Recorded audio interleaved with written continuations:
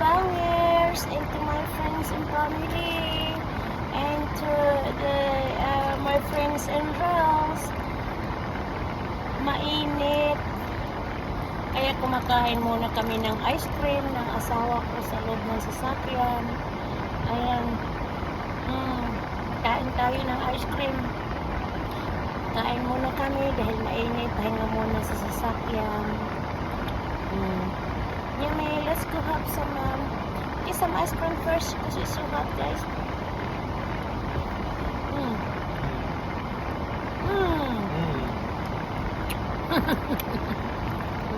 Now it's malamig. It's cold.